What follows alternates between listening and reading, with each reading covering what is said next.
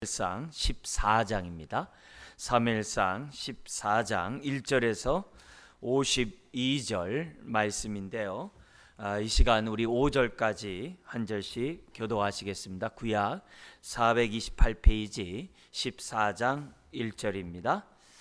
하루는 사울의 아들 요나단이 자기의 무기를 든 소년에게 이르되 우리가 건너편 블레셋 사람들의 부대로 건너가자 하고 그의 아버지에게는 아뢰지 아니하였더라.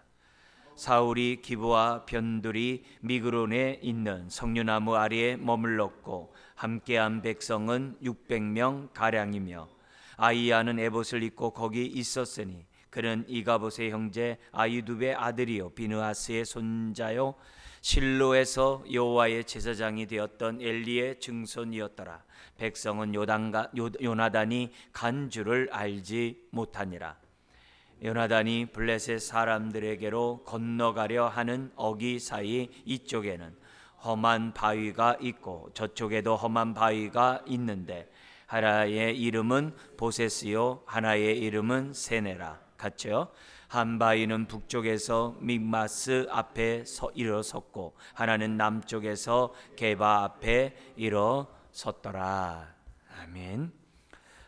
지금 우리는 사무엘상 13, 14, 15장을 통해서 사울왕이 왜 몰락하게 되었는지 그런 역사를 우리는 살펴보고 있습니다. 이제 그런 가운데 하나님께서는 하나님의 사랑하는 이스라엘 백성을 위하여 여전히 사람들을 세우셔서 이스라엘을 구원해 나가시는 그런 하나님의 선한 손길을 우리는 또한 13, 14장을 통해 15장을 통해서 우리는 깨닫게 됩니다. 그래서 오늘도 우리 지난번에 13장처럼 사울의 그런 신앙과 요나단 그의 아들 요나단의 신앙의 그런 대조적인 그런 모습을 다시 한번 이제 보게 되는데요. 이런 것들을 통해서 오늘 우리가 다시 한번 우리들이 사울처럼 환경이나 여건이나 상황에 의해서 휩쓸리는 것이 아니라 어떤 상황에서도 우리와 함께 하시는 하나님께 뜻을 정하고 요나단처럼 믿음으로 반응하는 저와 여러분들이 되어야 될 줄 믿습니다. 지금 우리 4대 이 강국 사이 속에서 우리나라가 얼마나 힘듭니까? 또 선거를 했습니다만 우리 동서 갈등, 남북 갈등뿐만 아니라 동서 갈등, 계층 갈등 얼마나 이 나라가 이제 나뉘어져 있습니까? 서로 자기 의의를 내세우고 있는 이런 모습 가운데 우리가 있어요. 이럴 때마다 우리가 자칫 잘못하면은 사울처럼 현실의 상황에 우리도 휩쓸릴 수가 있거든요. 그럴 때마다 오늘 우리 요나단이 행동했던 이런 모습들을 다시 한번 우리가 생각하고 우리가 예수 중심의 신앙을 저와 여러분들이 가졌으면 좋겠습니다. 자, 먼저 오늘 이 말씀을 보면 14장은 지금 이 블레셋과 이스라엘의 그 전쟁 가운데 두 나라가 지금 대치 상태입니다. 일촉즉발의 어떤 그런 전쟁의 전운이 감돌고 있는 그런 상황입니다. 그런데 그런 대치 상태에서 이제 참 이상한 것은 뭐냐면 블레셋은 바다에 이 모래같이 굉장히 많았다고 그래요. 그리고 모든 면에서 철병거를 비롯해서 마병을 비롯해 가지고 완전 무장되어 있는 그런 상황이에요. 근데 이스라엘은 오합지졸이고 블레셋이 공격한다고 그러니까 다 도망가 버리고 600여 명만 남아있는 그런 상황이에요. 그런 상황이 되면은 웬만큼 이 정말 전쟁하는 사람이라면 어떻게 돼요? 그냥 밀고 가면 끝나는 거예요. 그런데 이상하리만큼 두 나라가 어떻게 말도 안 되는 그 두 나라가 지금 뭐냐면 이렇게 진영을 갖추고 서로 대립하고 있었다는 거예요. 그것도 오늘 이 14장에 보면은 먼저 움직인 사람이 누구냐면 블레셋 군대가 아니에요. 오히려 이스라엘의 그것도 뭐야 군대도 아닌 요나단 그 개인이 움직이는 이런 장면이 아주 이렇게 대조가 되는 그런 모습이 이제 14장에 등장하고 있습니다. 여러분 13장에서는 이 블레셋의 군대가 쳐들어오니까는 사울이 사무엘을 기다리지 아니하고 백성들이 흩어지는 것 때문에 두려워서 백성들을 모으고자 제사를 지낸 사건이 있었죠. 그죠? 그 사건 때문에 하나님이 당신을 버렸다라는 이제 책망을 들었어요.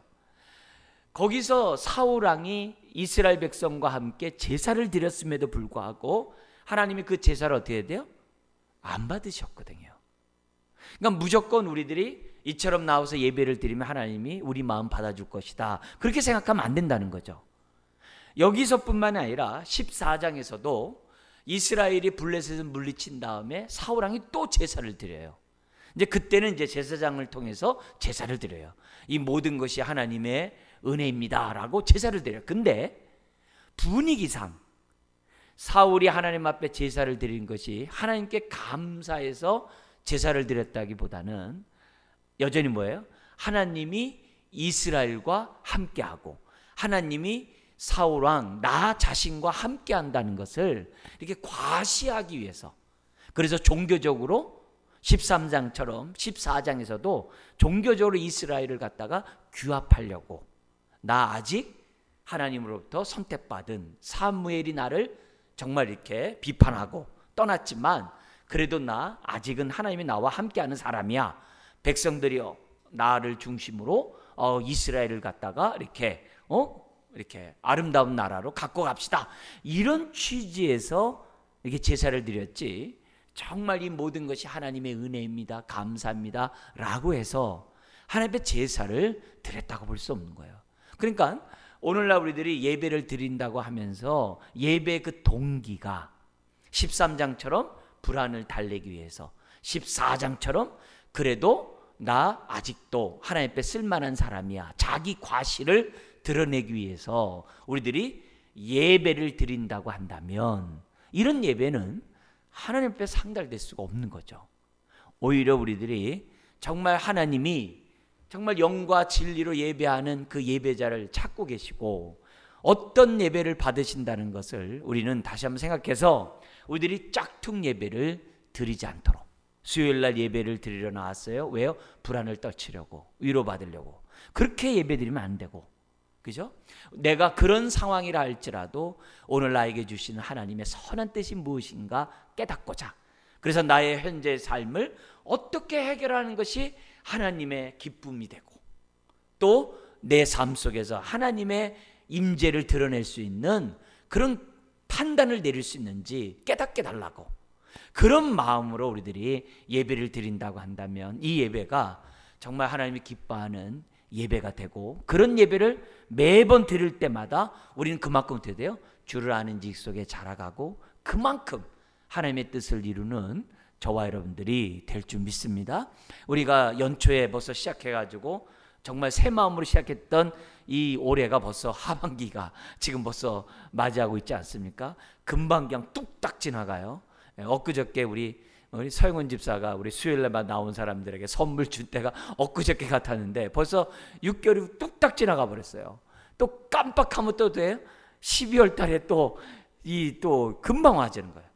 근데 그렇게 우리가 예배를 드린 것이 중요한 게 아니라 얼마만큼 예배를 드림으로 하나님의 뜻을 알아갔고 그 뜻대로 내가 환경이 어떻든 간에 내가 그런 환경 속에서 순종하며 내가 살아갔는가, 그것이 더욱더 우리가 중요한 줄 믿습니다.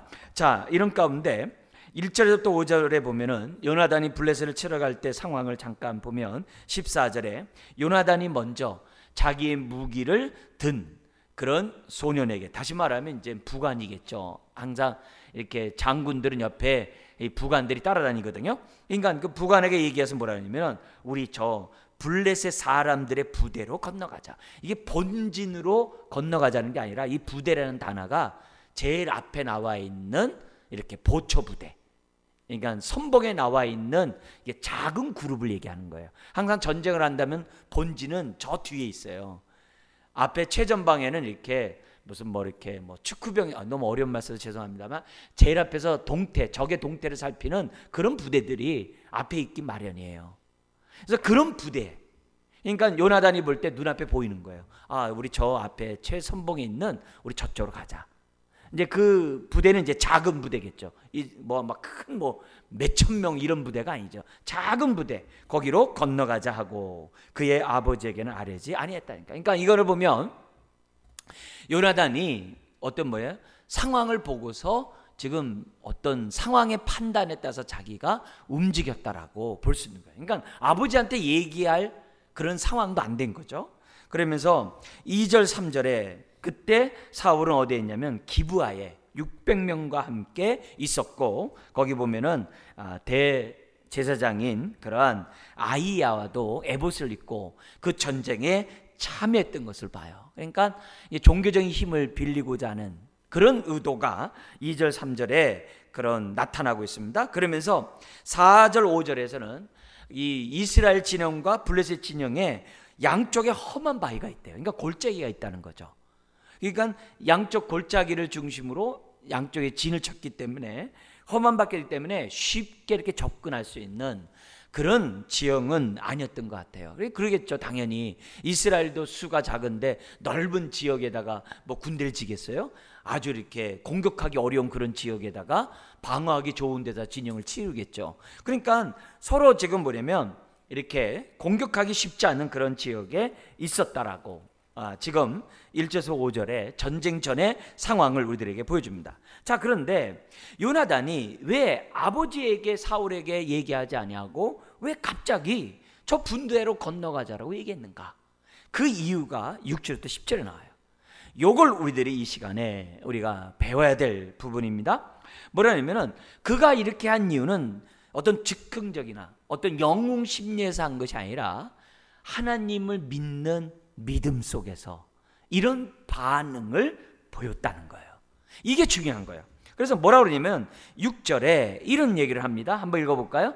요나단이 자기의 무기를 든 소년에게 이르되 우리가 이 할례 받지 않은 자들에게로 건너가자. 여호와께서 우리를 위하여 일하실까 하노라. 여호와의 구원은 사람이 많고 적음에 달리지 아니하였느니라. 이런 믿음, 얼마나 놀라운 믿음이에요. 근데 우리 눈이 할례 받지 않으면 한 달란트 받은 사람처럼 에휴 왜 주님은 나에게 왜 5달란트 안 주고 왜 한 달란트밖에 안 줬어요? 하면서 어떻게 돼요? 하나님에 대해서 좀 섭섭한 마음을 갖는 거예요. 그래서 2달란트 받은 사람이 5달란트 받은 사람에게 섭섭한 마음 갖지 않고 최선을 다한 것처럼 충성되이 섬기질 않아요.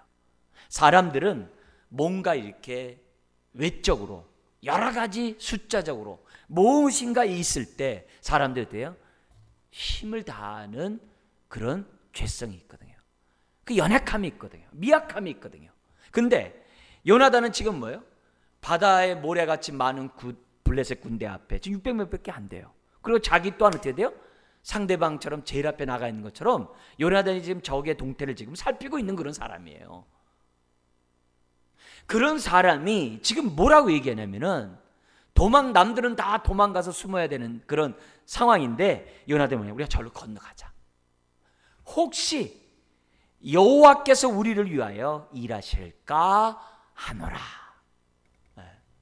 아직까지는 뭐냐면 하나님이 어떻게 행하실지를 몰라요. 어떤 계시의 말씀을 받은 건 아니에요. 그러나 하나님이 자기와 함께 한다는 확신 속에 하나님이 우리를 위하여 어떤 일을 행하시지 않을까 기대했다는 거예요. 이게 놀라운 거예요. 그러면서 하나님의 구원은 사람의 많고 적음에 달리지 않았다. 여러분, 이런 신앙을 갖기까지 저와 여러분들은 어떻게 돼요? 주를 아는 지식 속에 자라가야 돼요. 내 삶 속에 하나님의 구원은 숫자에 많고 적음에 있지 않다. 이 말을 달리 얘기하셨어요. 하나님은 건강한 자나 건강하지 않은 자에 달려있지 않다. 하나님은 소유가 많거나 소유가 적거나 거기에 달려있지 않다. 하나님은 어떤 이런 환경이나 상황에 달려있지 않다. 하나님의 구원은, 하나님의 역사는. 이런 믿음을 저와 여러분들이 가질 때 뭐 할 수 있는 거예요? 요나단처럼 믿음의 행보를 나타낼 수 있는 거예요. 빌립보서 1장에 보면 바울이 너무나도 충격적인 말을 해요. 바울이 뭐라 하냐면 자신이 재판을 기다리기 위해서 2년 동안 갇혀 있었어요. 갇혀 있었는데 바울은 거기서 무슨 얘기하냐면 여기에서 믿음의 진보가 나타났다고 그래요. 그 진보라는 단어가 무슨 단어예요? 한 번도 안 가본 그 길을 개척해서 갈 때 진보라는 단어를 써요. 우리는 그냥 앞으로 간다라는 의미의 진보지만은 거기에 사용된 그 단어는 한 번도 안 가본 거기를 개척해 갔다 이게요. 그래서 어떻게 개척이 된 거예요? 시위대, 자기를 정말 이렇게 지키고 있는 그 로마 군인들에게 하나님의 복음이 전달되는 기회를 삼았다고, 잡았다라고 바울이 얘기하는 거예요. 옛날에는 로마 군인들에게 복음을 전할 수 있는 기회가 없었어요. 근데 오히려 감옥에 갇혀서, 보통 그때 사교대를 했대요. 군인들이 사교대를 해가지고 자기를 지키고 있는데 뭐 하겠어요? 한두 번도 아니고 2년씩이나 지키는데, 지키는 그런 사람들이 늘 보다 보니까 어떻게 돼요? 대화들이 오가겠죠. 그러면 그들이 복음을 듣고 예수를 믿고 다시 또 뭐예요? 뒤로 돌아가. 다음 교대 와서 복음을 듣고 또 돌아가고. 그래서 나중에는 로마 군인들 속에서 하나님을 믿는 사람들이 무수 일어나. 그래서 그 증거가 어디 나오냐면은 그 당시에 재판 기록이 있어요. 로마의 재판 기록. 왜냐하면 법률 국가였기 때문에 모든 재판들이 굉장히 민주적으로 이루어졌고 다 기록을 해놨어요. 그래서 지중해 연안, 로마가 지배했던 그 지역의 재판 기록에 보면요, 로마 군인들 중에 성경의 고넬료와 같은 그런 백부장들이 예수 믿겠다고 하면서 순교한 사람들이 그렇게 많이 나와요. 그럼 그 군인들이 어디서 예수를 믿었겠어요? 물론 여러 군데서 많이 믿을 수 있겠죠. 고넬료와 같이 유대 땅에 와서도 믿을 수 있겠죠. 그러나 로마 군대 속에서 바울이 전했던 그 복음들이 어떤 파장, 어떤 정말 어떤 그 하나의 단초가 됐다라고도 우리가 볼 수 있다는 거예요. 그런 걸 생각해 보면은 오늘 우리가 믿음의 진보를 나타내는 신앙을 가지려면 뭐가 있어야 돼요? 하나님의 구원은 숫자에 많고 적음에 있는 것이 아니다라는 믿음이 있을 때 우리는 어떤 행동한 거예요? 발걸음을 옮겨보는 거예요. 왜? 혹시 하나님은 우리를 위하여 일하실까 하노라. 여러분, 계단 내려오면서 우리가 뭐 했어요? 우리가 기도하면 하나님은 일하신다. 딱 그 문구 있죠? 그러니까 이 수요예배 나와가지고 우리가 뭐 하는 거예요? 기도하는 거예요. 왜요? 우리가 기도하면 하나님이 일하실 것을 우리가 믿기 때문에 하나님께 기도하는 거예요. 그래서 무슬림을 위해서 우리가 오늘까지 지금 기도하는 것이고, 북미 회담들을 위해서도 또 기도하는 거고, 남북 회담을 위해서도 기도한 거고, 우리 불신자의 영혼뿐만이 아니라 이 나라의 민족을 위해서 또 투표를 위해서 우리가 기도한 거 아니겠어요? 그래서 그런 의미에서 우리들이 기본적으로 이 요나단이 가졌던 이런 행동은 어떤 행동까지 가는 거예요? 우리가 저 건너가자. 그렇게까지 했다는 거예요. 자, 그런데 항상 여러분 앞에서 우리 사울이 왕이 되었을 때 하나님이 하나님을 경외하는 자들을 붙여줬다고 그러죠. 항상 똑같아요. 믿음이 있는 사람에게는 항상 믿음의 사람들을 붙여줘서 함께 지지하고 함께 격려하고 함께 주의 일을 하도록 해요. 그 증거가 7절이에요. 그래서 같이 한번 읽어볼까요? 무기를 든 자가 그에게 이르되 당신의 마음에 있는 대로 다 행하여 앞서가소서. 내가 당신과 마음을 같이하여 따르리라. 이게 군인이죠. 근데 이 군인은 뭘 본 거예요? 요나단의 믿음을 본 거예요. 그러니까 요나단이 이런 믿음을 갖고 있으니까 그런 부하가 붙은 거예요. 사울에게는 이런 믿음이 없으니까 누가 붙겠어요? 다 권력의 맛을 아는 사람들이 붙겠죠. 힘 있는 사람들이 출세하려는 사람이 붙겠죠. 그러나 요나단은 믿음으로 살고자 했을 때 하나님이 어떻게 돼요? 이런 사람을 붙여주셨다는 것을 보게 돼요. 여러분, 반대로 얘기해 보셔야 돼요.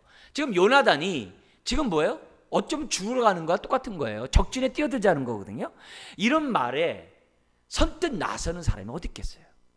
근데 이 부하는 요나단의 신앙에 감화감동 받아가지고 요나단의 말에 따르기로 결단을 내려요. 오늘 우리 뒤집어서 얘기해 봐야 돼요. 뭐냐면은 요나단보다도 더 온전한 명령을 하고 온전한 말씀을 하시는 분이 누구예요? 우리 주님이시잖아요. 그 주님의 말씀에 대한, 주님의 명령에 대한 저와 여러분들의 반응이 요나단의 부하와 비교해 볼 때 어떠냐 이거지. 디모데 후서 같은 데서는 바울이 디모데에게 뭐라고 그러냐면 내가 너에게 전한 이 복음을 지키기로 한다. 지키뿐만이 아니라 이 복음이 다른 사람에게 전달되기를 원한다. 너와 같은 충성된 사람에게 전달되기를 원한다. 뿐만이 아니라 이 복음을 지키기 위해서 고난도 두려워하지 마라. 너는 어떻게 하든지 간에 이 복음을 지켜야 한다. 디모데에게 얘기를 해요. 디모데가 유약하고 어리고 심지어는 위장병까지 있어도 포도주까지 먹어야 되는 그런 사람이었어요. 그런 사람이었음에도 불구하고 디모데는 어떻게 돼요? 바울의 그 명령에 순종을 했거든요. 오늘 예수님이 저와 여러분들에게 명령하셨죠. 모든 족속으로 제자를 삼으라고. 그죠? 제자를 삼으라고 명령하셨죠. 그 명령 앞에 우리들이 어떻게 순종하냐겠죠. 네? 여러분, 목사의 사명은 뭐예요? 성도를 온전케 하는 게 목사의 사명이죠. 온전케 한다는 얘기는 군인을 무장시키듯 무장시키라 이 말이에요. 그러면 왜 성도들을 무장시키는 거예요? 다른 게 아니죠. 그들로 하여금 봉사일을 하라고. 이때 봉사는 우리가 흔히 말하는, 우리가 생각하는 그런 봉사가 아니에요. 이 봉사라는 단어는 목사가 하는 봉사의 미니스트리를 써요. 그러니까 목사의 사명, 성도를 어떻게 해야 돼요? 사역을 시켜야 된다는 거예요. 단순히 흔히 말하는 이런 봉사가 아니라 사역을 시키라는 거예요. 그래서 사역을 시켜서 어떤 사역을 시키냐면은 그리스도의 몸을 세우는 사역을 시키라는 거예요. 그게 목사가 지금 뭐예요? 여기에 있는 이유란 거예요. 그래서 성도로 하여금 사역을 시키게 하는 것이 목사 사명이에요. 그 사명은 제가 어떻게 돼요? 주님에게 받은 명령인 거고, 저는 또 어떻게 돼요? 여러분들에게 그 명령에 순종하라고 가르치는 거예요. 그래서 여러분들은 어떻게 하든지 여러분의 삶을 통하여 여러분의 직분과 은사와 여러분의 능력을 통해서 뭘 세워야 돼요? 그리스도의 몸을 세워야 되는 거예요. 지체를 섬김으로 지체를 세우는 거예요. 지체를 또 가르침으로 지체를 세우고, 또 피차 가르치고 권면함으로 지체들을 세움으로 그리스도의 몸을 세우는 것이 여러분의 사명이에요. 그 사명 앞에 지금 어떻게 돼요? 요나단의 이 부하처럼 하겠냐 이게. 또 뭐예요? 하고 있냐 이게. 그런 의미에서 내가 만약에 그 봉사일을 감당하고 있다면 할렐루야죠. 할렐루야죠. 그러면서 어떻게 돼? 하나님, 생을 다하는 그때까지 내가 미니스트리를, 봉사의 일을 감당하는 자가 되게 하여 주옵소서. 여러분의 은사와 직분에 따라서 여러분들이 그리스도의 몸을 세워가면 되는 거예요. 그래서 무엇보다도 그리스도의 몸을 세우는 가장 정말 우선적으로 해야 될 사역이 뭐예요? 그리스도의 몸을 세우는 게요. 베드로전서 2장 4절 이하에 있는 것처럼 전도예요. 산돌이신 예수 그리스도를 중심으로 산돌들인 저와 여러분들이 모여서 하나님의 집을 세워가는 것이 우리의 뭐예요? 그리스도의 몸을 세우는 데 있어서 제일 중요한 요소예요. 그러니까 어떻게 돼요? 자꾸 우리가 불신자에게 복음을 전해야 된다. 믿지 않는 자에게 복음을 전해야 된다. 믿음이 없는 자에게 믿음을 줘서 믿음으로 그를 세워야 된다. 이런 얘기하는 거. 왜요? 그 사람이 믿음으로 온전히 쓰는 그것이 그리스도의 몸을 세워가는 거거든요. 이 두 가지 모습들이 뭐예요? 우리가 모이면 그리스도의 몸을 세우고 흩어지면 그리스도의 사랑을 전하는 이런 사역은 오늘 뭐예요? 여러분들이 구원받은 여러분들이 생을 다하는 그때까지 정말 멈출 수 없는 여러분의 봉사일이에요. 저는 여러분들과 하여금 그런 일을 행할 수 있도록 끊임없이 여러분들을 온전케 하는, 무장시키는 사역을 하는 거죠. 지금도 요나단의 이 부하의 이런 모습이 오늘 저나 여러분 모두에게 개별적으로 우리들에게 지금 뭐냐면 도전을 하고 있는 거예요. 우리는 주님의 명령에 얼마만큼 지금 뭐예요? 순종하는가. 베드로가 그러잖아요. 영생의 말씀이 여기 계시오매 우리가 네게로 가오리까. 죽는 그곳까지 저는 따라가겠습니다. 비록 베드로가 3번 부인할지언정 우리는 어떻게 돼요? 그런 고백을 하면서 주님의 뒤를 저와 여러분들이 따라가야 한다는 것을 우리에게 보여줍니다. 자, 그런데 여기 8절 10절에 보면 우리가 여기서 깨달아야 될 귀한 교훈이 나옵니다. 이 교훈은 오늘 우리가 이 시간에 또다시 우리가 주목해야 될 얘기인데요. 8절에서부터 10절에 나와 있어요. 뭐냐? 요나단이 여호와께서 우리를 위하여 일하실까 한다 그랬잖아요. 아직 확신이 아니에요. 할지 모르니까 하자 이랬어요. 근데 자기가 갖고 있는 이것이 맹신이 아니라 내가 갖고 있는 이 믿음을 하나님이 기뻐하시는지 하나님이 받아주시는지를 요나단은 테스트했다는 거예요. 어떻게 테스트했냐면은 만약 우리가 나갈 때 저기 너희들 거기 가만히 있어라. 내가 너희를 갖다 치러 가겠다 하면은 내가 마음 먹은 것은 하나님의 뜻이 아니라고 생각하고, 반면에 그 적기 상대방 저쪽에 있는 적이 뭐냐면은 너 올라와라 라고 만약에 말을 한다면 이건 하나님이 나에게 저들을 맡기셨다는 사인으로 요나단이 생각하고 뭐 했다는 거예요? 하나님 앞에 맡겼다는 거예요. 여기서 중요한 것이 뭐냐면은 우리가 어떤 말씀 나에게 강하게 은혜로 와닿아요. 어떤 말씀이 내가 정말 강하게 깨달아요. 이게 하나님의 뜻이다. 그래, 내가 지금 그 말씀 내가 깨달은 대로 내가 순종하리라 이렇게 마음을 딱 먹었어요. 내 마음이 뜨겁고 내가 예전에 깨닫지 못한 그런 은혜가 내가 딱 임해가지고 맞아, 하나님이 나에게 이것을 하라는가 보다, 딱 그런 마음이 들었을 때 우리가 어떻게 돼요? 그냥 즉각적으로 순종할 때가 많아요. 근데 즉각적으로 순종했는데 내가 생각대로 되지 않을 때가 또한 많이 있는 거야. 그럼 생각이 헷갈리는 거야. 아니, 나에게 뜨거움을 주고 나에게 깨달음을 줄 때는 언제고, 아니 지금 내가 이것을 믿음으로 내가 나갔더니 나에게 지금 이렇게 공허하게 만들고 실패하게 만드는 건 도대체 뭐지? 그럴 때가 있단 말이에요. 왜 그러느냐? 요나단처럼 하나님 앞에서 내가 마음먹은 이것에 대한 검증을, 객관적인 검증을, 주관적인 은혜 체험했잖아요. 객관적인 검증을 내가 뭐예요? 하지 않았기 때문에 그런 일이 벌어진다는 거예요. 예를 들면 이거와 똑같아요. 뭐냐면은 내가 그렇게 행동하는 그것이 얼마나 하나님의 말씀과 일치하는지를 저와 여러분들이 뭐예요? 첫 번째로 항상 점검해야 돼요. 그리고 두 번째는 뭐냐면 하나님이 나를 통해서 이루시고자 하는 그 뜻이 명확해야 돼요. 한 예를 제가 또다시 여러분에게 좀 드릴게요. 뭐가 있죠?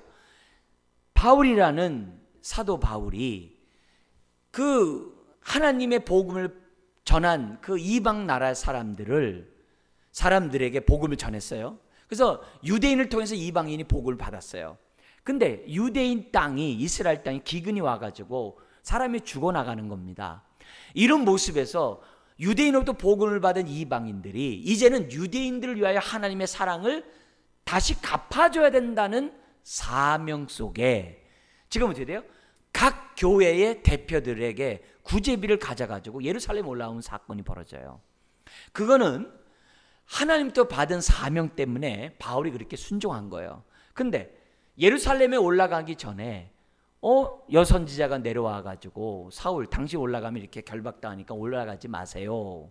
그리고 주변 사람들도 뭐냐면 맞습니다. 아무래도 당신 올라가면 잡히기 때문에 당신 올라가지 않는 게 후일을 위해서 좋습니다. 근데 사울이 주변 사람들이 다 마음이 그래요. 심지어는 선지자가 내려와가지고 당신 올라오면 결박당한다고 사울은 뭐예요? 환상 가운데 그 말을 들었어요. 그럼 어떻게 돼요? 그럼 뜨거운 체험이에요. 다 주관적인 거예요. 바울도 느껴요. 내가 예루살렘 올라가면 잡힌다는 거 자기도 느껴요. 그럼 느끼면 자기가 어떻게 돼요? 우리 같으면 어떻게 돼요? 예루살렘 안 가죠. 왜? 나도 느끼고 선지자도 느끼고 주변 사람도 올라가지 말래는데 다 그런데 뭐하러 올라갑니까? 아니죠. 당연히 그렇죠. 근데 사울은 올라가요. 왜 그래요? 다른 게 아니었거든요. 사울은 자기가 받은 사명이 있었거든요. 자기가 받은 사명이 있었어요. 그 사명은 뭐냐면 자기를 통해서 유대인과 이방인이 서로 교제하고 서로 한 몸이 되는 것이, 그래서 한 교회를 이루는 것이 바울이 받은 사명이었어요. 그래서 바울은 그럼에도 불구하고 나는 내가 받은 이 사명을 이루기 위해서 나는 예루살렘에 올라가겠다 그래요. 그러니까 다른 사람들이 아무 얘기 안 해요. 사울이 지금 뭐냐면 결박당하더라도 자기 사명을 감당하겠다고 딱 마음을 먹으니까 더 이상 말리질 않아요. 그리고 올라가요. 올라가는데 말맞다나 결박을 당하잖아요. 근데 그 결박 당하는 그런 가운데서도 사도 바울은 어떻게 해야 돼요? 하나님 앞에 오늘 말씀에 있는 것처럼 똑같이 얘기하는 거예요. 내가 감옥에 갇혀 있거나 어디에 있거나 하나님의 구원은 갇히지 않는다. 하나님이 내가 이 나를 갖다가 나에게 로마 황제에게 너로 하여금 복음을 전하도록 나에게 길을 준다고 했는데 하나님이 내 인생이 여기서 끝나게 하는 것이 아니다. 끝나게 하지 않을 것이다. 그래서 바울은 뭘 생각해요? 그가 무죄로 풀려날 수 있음에도 불구하고 뭐 얘기해요? 자기 로마 황제에게 항소를 해요. 그래서 옆에 아그리빠 왕이나 이런 사람들이 뭐예요? 당신이 항소를 하지 않으면 당신이 이 시간에 무죄로서 나갈 수 있는데 참 안타깝다 이런 얘기를 해요. 그러면 그 사람들은 모르는 거죠. 그러나 바울은 믿었던 거죠. 자기는 로마 황제 앞에서도 예수를 변론할 사명을 받았기 때문에 예루살렘에 결박되더라도 이것은 뭐예요?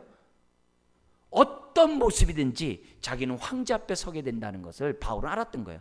그 자기의 비전이 있었고 자기의 사명이 있었고 자기를 향한 하나님의 뜻을 바울은 갖고 있었기 때문에 환경에 얽매이지 않고 그는 어떻게 돼요? 믿음의 발걸음을 내딛었다는 거예요. 여러분, 이런 신앙이 너무 중요한 거예요. 너무 중요한 거예요. 그래서 우리가 신앙생활하면서 내가 뜨겁게 체험한 이 주간제 체험이 있다 할지라도 우리가 어떻게 돼요? 유대인들이 예수 믿는 사람을 갖다 왜 핍박했어요? 지식 없는 열심 때문에 예수 믿는 사람 핍박한 거고 지식 없는 열심 때문에 예수를 죽인 거잖아요. 그들의 마음이 얼마나 뜨겁겠어요. 예수 믿는 사람을 죽이는 거에 대해서. 그러나 그것은 주관적인 것이지 하나님의 뜻이 아니었단 말이에요. 그래서 그런 의미에서 우리가 뜨거움이 있을 때마다 내가 뭐예요? 무조건 불사르지 말고 뜨거울 때마다 주님 나에게 이런 뜨거운 마음을 주셨는데 주님 이 뜨거움이 개인적인 뜨거움이 아니라 하나님의 뜻을 이루는 뜨거움이 되기를 원합니다. 그런 기도를 하나님 앞에 반드시 하시고 나서 우리가 요나단처럼 움직여야 한다는 것을 저와 여러분들이 잊어서는 안 돼요. 잊어서는 안 돼요. 그래서 우리들이 무조건 뜨거움 속에서 우리가 맹신하거나 맹목적으로 우리가 뛰어들 것이 아니라 그러다면 어떻게 돼요? 베드로처럼요 물 위에 뛰어내렸다가 그냥 바다에 빠질 수 있는 저와 여러분들이 될 수 있다는 것을 잊어서는 안 돼요. 자, 그러나 우리가 반면에 우리가 요나단에서 우리가 배워야 될 귀중한 교훈이 있어요. 뭐냐? 저와 여러분들은요 하나님의 역사에 다 목말라 있어요. 하나님이 내 인생을 사용하시기를, 하나님 우리 가정을 사용하시기를, 하나님 우리 교회에 역사하시기를 다 목말라 하고 있어요. 그리고 하나님 앞에 기도하고 있어요. 근데 요나단에서 하나님이 주시는 메시지가 뭘까요? 애들아, 주님의 표현을 쓴다. 우리 하나님 표현은 애들아 기도만 하고 있지 말고 좀 행동 좀 해봐라. 이 얘기를 지금 하시는 거예요.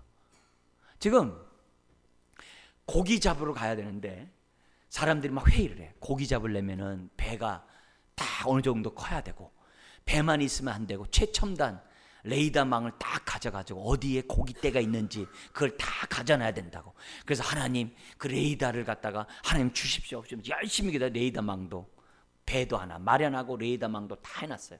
또 그걸 하려면 그거 뭐 IT에 이런 것들 최첨단을 할 수 있는 사람이 필요해. 하나님 기사 주세요. 열심히 기도만 해.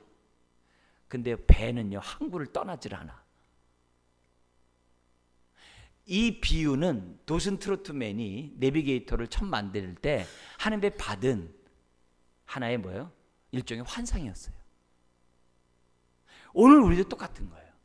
저나 여러분들이 주님이 오늘 이 메시지 속에 뭐냐면 애야 네 기도들 내가 다 한다. 너희 지금 이 교회를 통해서 하나님의 뜻을 이루기 원하는 그 기도 나 받았다. 너의 가정을 통해 너의 인생을 통하여 쓰임받고자 하나님 앞에 기도했던 거 나 지금 다 듣고 있다. 근데 애야 어찌하여 이렇게 요나단처럼 뭔가 좀 이렇게 올라가자라고 하는 그런 제스처는 그런 행동은 왜 보이지 않냐? 그냥 기도만 하고 있냐? 언제까지 기도만 하고 있냐? 그러면서 주님이 오늘 우리들에게 요구하는 것은 뭐냐면 요나단처럼 우리가 믿음의 행보를 나타내기를, 믿음의 발걸음을 행하기를 지금 오늘 우리들에게 말씀하고 있다는 거예요. 말씀하고 있다는 거예요. 여러분, 오병의 역사를 일으켰을 때 하나님이 오병의 역사를 일으켰던 대상이 누구예요? 많은 사람도 아니라 어린 소년이 오병이어를 갖고 있었다는 거예요. 그 어린 소년을 통해서 5,000명이 배불리 먹을 수 있도록 하셨다는 거예요. 그렇다고 한다면은 우리들의 삶 속에서 하나님 요나단처럼 믿음의 행동을 옮길 수 있는 이런 요나단이 될 수 있도록 오늘 나에게 다시 한번 깨달음을 허락하여 주옵소서. 여러분, 요나단은요 교실에서 하나님 배우지 않았어요. 요나단은 삶 속에서 배웠어요. 요나단은 머리로만 하나님 알지 않았어요. 요나단은 그의 삶을 통해서 하나님을 알았던 사람이에요. 그래서 여호수아가 어떻게 돼요? 태양아 기브온에 서 있어라, 달아 아얄론 골짜기에 서 있어라. 여러분, 그런 명령을 누가 하겠어요? 교실에서 배운 사람은 요나단처럼 여호수아처럼 그렇게 명령을 못해요. 오늘 주님이 이 저녁에 우리들에게 요구하는 메시지를 다른 거 아니에요. 지극히 작은 믿음의 발걸음이라도 움직이라 이게요. 움직이라 이게요. 사람들이 지금 어떻게 돼요? 움직이지 않고 지금 주저주저 하고 있고 기도만 하고 있는데 믿음의 발걸음을 움직이라는 거예요. 나를 통해서 하나님이 주신 사명에 우리가 어떻게 돼요? 발걸음을 옮길 것을 주님은 우리들에게 말씀하고 있어요. 여러분, 요나단이 움직였기에 요나단의 부하가 함께 움직였던 것처럼 오늘 저와 여러분들이 움직일 때 우리 지체들이 움직인다는 것을 우리들에게 가르쳐줘요. 그래서 환경, 여건, 분위기 따라 움직이지 말고 깨달은 말씀에 따라 우리들이 믿음으로 움직이는 저와 여러분들이 되기를 주 여러분 축원합니다. 교회 분위기 보면 안 돼요. 네? 여러분의 가정의 분위기를 보면 안 돼요. 여러분의 조건의 분위기 보면 안 돼요. 받은 사명에 따라 움직여야만 한다는 거죠. 그래서 11절에 15절에 요나단이 움직였을 때 아닌가 다를까 블레셋이 뭐라 그래요? 군인이 올라오라 그래요. 우리가 가겠다 그러지 않고 올라오라 그러니까 요나단이 뭐냐? 할렐루야 하고 어떻게 돼요? 올라가는 거예요. 그래서 14절 한번 읽어볼까요? 요나단과 그 무기를 든 자가 반나절 가리 땅 안에서 처음으로 쳐 죽인 자가 20명 가량이라. 반나절 가리라는 얘기는 뭐냐면 한 쌍의 소 두 마리가 반나절 이렇게 이 농사를 지을 때 쟁기지라는 그 시간을 말해요. 그러니까 한 3시간 정도, 4시간 정도 되겠죠? 그 4시간, 그 거리예요. 근데 그 거리 동안 얼마나 아니면 약 2km 정도 농사를 짓는데요. 이 반나절 동안 얼마냐면 소를 지면 그 당시에 2km 정도 진다고 그래요. 그러니까 2km 동안 어떻게 돼요? 20명과 지금 막 하는 거예요. 도망가는 그 적과도 막 싸워서 죽이고. 여러분, 두 사람이 20명 죽인다는 게 그건 쉬운 게 아니에요. 사람이 금방 휙 하면 쑥 쓰러지고 그런 중국 무술이 아니에요. 사람이 그렇게 쉽게 칼에 맞아 죽지 않습니다. 근데 20명을 갖다가 했다는 얘기는 이거는요 보통 대단한 일이 아니에요. 이건 요즘 말로 얘기한다면 황비용 같은 사람들 정말 저리 가라요. 이건 있을 수 없는, 20명을 한다는 얘기는 있을 수 없는 그런 일이에요. 근데 하나님이 하셨고, 그거와 함께 어떤 일이 하냐면 15절 같이 한번 읽겠습니다. 들에 있는 진영과 모든 백성들이 공포에 떨었고 부대와 노략군들도 떨었으며 땅도 진동하였으니 이는 큰 떨림이었더라. 하나님이 뭐냐면은 그 20명을 죽이는데 그냥 이렇게 죽이게 한 게 아니라 하나님이 어떻게 돼요? 땅을 흔들어 버린 거예요. 지진 나듯이 흔들어 버린 거예요. 지진 나시 흔들어 뿐만이 아니라 지금 어떻게 돼요? 그들의 마음들을 블레셋 군대의 마음에 간담이 녹도록, 그들이 뭐예요? 공포에 떨도록 하나님이 뭐예요? 환경을 주장해 주셨다는 것을 우리들이 보여주는 거예요. 그러니까 하나님은 하나님 나름대로 그들의 마음을 두렵게 하고 지진을 나게 하고 그렇게 하세요. 반면에 요나단은 어떻게 돼요? 반나절 동안 20명을 죽이도록 자신의 역할이 있는 거예요.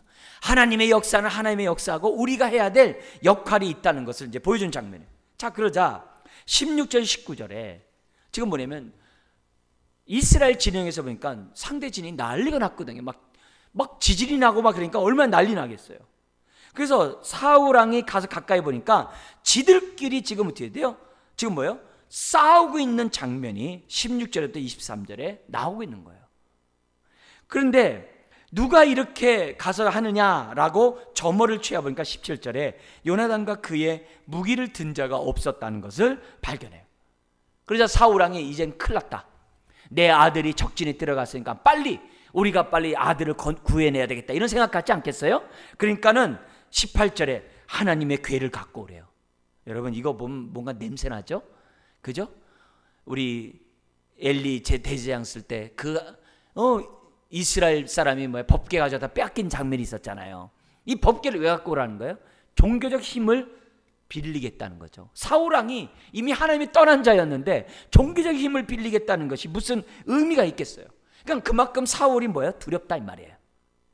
두렵고 백성들도 역시 두렵다 이게. 그렇지만 하나님의 궤를 갖고 와서 전쟁에 나가면 그래도 혹시 하나님이 역사하진 않을까, 그런 생각을 아마 사울이 가졌던 것 같아요. 근데 19절 같이 한번 읽겠습니다. 사울이 제사장에게 말할 때 블레셋 사람들의 진영에 소동이 점점 더한지라 사울이 제사장에게 이르되 내 손을 거두라고.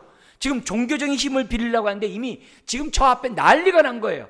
그러니까 어떻게 돼요? 그거 그만두라고 하고 지금 사울이 어떻게 돼요? 적진을 향해 뛰어가는 이런 장면이 20절부터 23절에 나타나게 된다는 거예요. 그래서 20절에 사울과 그와 함께한 모든 백성이 모여 전장에 가서 본즉 블레셋 사람들이 각각 칼로 자기 편들을 친다. 얼마나 참 이 끔찍한 일들이 막 벌어집니까? 왜냐면 블레셋은 도시국가였기 때문에 누가 누군지도 몰라요. 예. 그러니까 막 자기 도시가 아닌 사람은 서로 치는 거죠. 막 그런 모습들이 나오는 거예요. 그러니까 21절 23절까지 도망갔던 백성들이 다 보고 있다가 다 뛰쳐나와가지고 지금 블레셋을 공격하는 그런 모습이 나와요. 자, 그런 가운데 23절 같이 한번 읽겠습니다. 여호와께서 그날에 이스라엘을 구원하심으로 전쟁이 벳아웬을 지나니라. 벳아웬이라는 것은 저 지중해 쪽으로 베델에서 예루살렘에서 지중해 쪽으로 가는 그런 도시에 있는 것이 벳아웬이라는 이런 장면입니다. 자, 그런데 그날 블레셋을 치는 이런 모습에서 사울이 어떤 실수를 범하냐면 24절 이하의 실수를 범하게 됩니다. 어떤 실수를 하냐면 적들이 막 도망가니까 어떻게 돼요? 한 명을 더 빨리 죽여야 되잖아요. 더 많이 죽여야 되잖아요. 그러니까 뭐라 하냐면 밥을 먹지 말고 적들을 죽여야 한다고 명령을 내립니다. 그러면서 24절 같이 한번 읽겠습니다. 이날에 이스라엘 백성이 피곤하였으니 이는 이 사울이 백성에게 맹세시켜 경계하여 이르기를 저녁 곧 내가 내 원수에게 보복하는 때까지 아무 음식물이든지 먹는 사람은 뭐라고요? 저주를 받을지어다. 예. 하였습니다. 그러므로 모든 백성이 음식물을 맛보지 못하고. 그러니까 지금 막 전쟁하는 배고파 죽겠는데 목말라 죽겠는데 먹으면서 해야지 더 많이 죽을 수 있는데 사울은 어떻게 돼요? 한 사람이라도 더 죽여야 된다는 생각 속에 오판을 내린 거예요. 자, 그런데 최전방에 있었던 요나단은 이 얘기 들었어요? 못 들었어요? 못 들었어요. 못 듣다 보니까 27절에 요나단이 어떻게 돼요? 벌집에 꿀을 보고서 그걸 찍어서 먹은 거예요. 먹으니까 어떻게 돼요? 눈이 밝아가지고 힘이 더 쏟아가지고 지금 어떻게 돼요? 더 많은 적들을 칠 수 있는 거죠. 그런데 28절 우리 한번 같이 한번 읽겠습니다. 그때 백성 중 한 사람이 말하여 이르되 당신의 부친이 백성에게 맹세하여 엄히 말씀하시기를 오늘 음식물을 먹는 사람은 저주를 받을지어다 하셨나이다. 그러므로 백성이 피곤하였나이다 하니. 지금 이런 모습이 말도 안 되잖아요. 그러니까 29절 30절에 그래요. 내가 이 꿀 하나 먹었어도 내 눈이 이렇게 밝았거늘 우리 백성들이 조금이라도 먹었다고 한다면 블레셋을 더 얼마나 무찌를 수 있겠는가. 이렇게 요나단이 말을 해버리는 거예요. 자, 그러자 31절에서부터 34절에 무슨 일이 벌어졌냐면 백성들이 이제 너무 피곤한 나머지 이제는 어떻게 돼요? 이 32절에 양과 소와 소화지를 먹는데요, 피채 먹어버리는 거예요. 피채 먹는 것은 율법에 금지한 얘기였잖아요. 피채 먹는, 허겁지겁 먹는 거예요. 그러니까 백성들이 사울에게 얘기합니다. 지금 백성들이 피채 먹나이다. 그러니까 34절에 사울이 얘기합니다. 피채 먹지 말고 먹음으로 여호와께 범죄하지 말라. 그리고 각기 소를 끌어다가 거기서 먹어라. 이렇게 명령하고 35절 같이 한번 읽겠습니다. 사울이 여호와를 위하여 제단을 쌓았으니 이는 그가 여호와를 위하여 처음 쌓은 제단이었더라. 아까 이 제단은 무슨 제단이에요? 영광을 돌리는 제단이 아니에요. 지금 하나님이 여전히 우리와 함께하고 하나님이 세운 사울왕, 내가 너희들의 왕이니 나와 함께 이 나라를 새롭게 하자고 하는 그 과시의 제사였다는 것을 저와 여러분들은 잊어서는 안 돼요. 자, 여기서 우리가 알아야 될 것이 있어요. 여러분, 지도자는 백성을 편안하게 하고 지도자는 백성을 괴롭혀서는 안 되는 거죠. 지금 대적자 한 사람을 더 죽이는 것보다 더 중요한 것이 뭐예요? 백성들의 안위와 백성들의 형편을 살리는 지도자가 더 지도자의 요건이라고 말할 수 있는 거죠. 지금 사울은 단지 적을 죽일 목적으로, 지금 어떻게 돼요? 자기의 어떻게 보면 이름을 더 내려고 하는 목적으로 지금 음식까지 금지하면서까지 전쟁하라고 무리한 명령을 나타냈던 것을 보게 됩니다. 그리고 그뿐만이 아니라 하나님 앞에 제단을 쌓았다고 하지만 눈 가리고 아웅하는 이런 제단을 쌓았던 것을 봐요. 하나님은 만홀히 여김을 받으시는 분이 아니에요. 우리도 때로는 이럴 때가 있어요. 하나님 높이면서 자기를 높이는 경우가 있어요. 하나님이 나에게 응답하셨어. 하나님이 나를 너무너무 사랑하셔. 하나님이 나를 통해 큰 일을 이루었어. 하나님 감사합니다 하면서 어떻게 돼요? 자기도 높이려고 하는 그런 죄성을 나타낼 때가 있다는 거예요. 여러분, 이런 모습들을 우리들이 가지면서 주의 이름을 높이는 것은 하나님을 만으로 여기는 행위와 같다는 것을 저와 여러분들이 잊어서는 안 돼요. 여러분, 사울왕은 하나님이 떠나자 지금 어떻게 돼요? 무리한 명령을 내릴 뿐만 아니라 하나님 앞에 제사를 드리면서도 자기를 드러내는 그런 제사를 올렸다는 것을 생각하면서 오늘 다시 한번 저와 여러분들이 하나님, 헛된 예배가 아니라 올바른 예배를 드리게 하여 주옵소서. 자, 그러자 36절부터 44절에 사울왕이 무리한 계획을 내려요. 지금 이 판에 블레셋을 완전히 치고 들어갑시다 이렇게 하는 거예요. 근데 제사장이 얘기를 합니다. 36절에 이거 하나님 앞에 한번 기도 한번 해보고 하세요. 그런데 그날에 하나님이 응답을 안 해요. 그러니까 사울이 인상이 찌부러지는 거예요. 도대체 대적을 무찌르는 일인 데 있어서 왜 하나님이 이것을 허락하지 않는가? 필히 이거는 누가 죄를 범했기 때문이다 해가지고서 죄를 범한 사람이 누군지, 그가 내 아들이라도 가만두지 않겠다. 근데 누가 걸려요? 제비 뽑았는데 42절에 요나단이 딱 뽑힌 거예요. 그러자 사울이 뭐예요? 내가 잘못했으면 이게 아니라 요나단까지 죽이려고 하는 거예요. 그러자 백성들이 어떻게 돼요? 45절 46절 다 같이 한번 읽고 우리 오늘 말씀은 이제 마무리하겠는데요. 45절 46절 읽겠습니다. 백성이 사울에게 말하되 이스라엘의 이 큰 구원을 이룬 요나단이 죽겠나이까? 결단코 그렇지 아니하나이다. 여호와의 살아계심을 두고 맹세하옵나니 그의 머리털 하나도 땅에 떨어지지 아니할 것은 그가 오늘 하나님과 동역하였음이니이다 하여 백성이 요나단을 구원하여 죽지 않게 하니라. 사울이 블레셋 사람들 추격하기를 그치고 올라가며 블레셋 사람들이 자기 곳으로 돌아가니라. 여러분, 지금 사울왕은 마지막까지도 어떻게 돼요? 잘못된 판단 속에 지금 어떻게 돼요? 자기 아들까지 죽이려고 왕권을 내세워서 자기 아들까지 죽이려고 하는 오판을 하려고 합니다. 바로 이때 백성들이 나서서 지금 하나님의 공의가 살아있도록, 하나님의 뜻이 살아나도록 백성들이 사울 왕을 막았습니다. 우리 뭐 촛불, 우리 형병이라고 그러잖아요. 이런 것들이 있는 것처럼 백성들이 나갔으니까 사울 왕도 어떻게 돼요? 요나단을 갖다가 죽이지 않고 왕권을 내려놓습니다. 이런 사건을 통해서 하나님은 어떻게 돼요? 이 전쟁의 승리를 누구로 하는 거예요? 사울이 아니라 요나단이 이 전쟁의 승리자라는 것을 우리들에게 가르쳐주고 있는 거예요. 그뿐만 아니라 이 사건을 통해 요나단은 영광을 받고 사울 왕은 더욱더 고립되고 사울 왕은 더욱더 하나님으로부터 멀리 떠난 그런 사람이 되었던 것을 보게 됩니다. 그런데 아이러니하게도 47절에서 51절까지 52절까지 이런 사울 왕이 전쟁을 나갈 때마다 계속 승리하게 됩니다.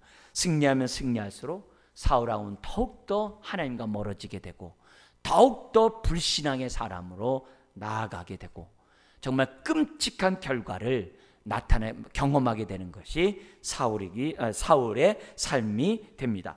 오늘 우리가 이런 메시지를 통해서 다시 한번 우리가 기억해야 될 것은 지금 이 전쟁의 정말 승리는 사울 왕이 아니라 요나단이었다는 것을 잊어서는 안 됩니다. 요나단은 이런 사건을 통하여 백성들로부터 신임을 얻을 뿐만 아니라 요나단은 하나님이 믿음으로 역사하는 자에게 함께한다는 그 증거를 시청각적으로 보여준 사람이었던 것을 보게 됩니다. 이 수요일 날 우리가 많은 일들이 있겠습니다만 요나단 같은 이 믿음, 하나님의 구원은 많은 숫자에 많고 적음에 있는 것이 아니라 내가 하나님의 뜻에 따라 순종하면 하나님이 역사하실 것이다 라는 그런 믿음 속에 발걸음을 내딛었던 것처럼 오늘 저와 여러분들이 믿음의 발걸음을 내딛음으로 정말 쓰임받는 저와 여러분, 또 승리하면 승리할수록 사울처럼 하나님에 멀어지는 게 아니라 요나단처럼 더욱더 가까이 가는 저와 여러분 되시기를 주의 이름으로 축원합니다. 기도하겠습니다.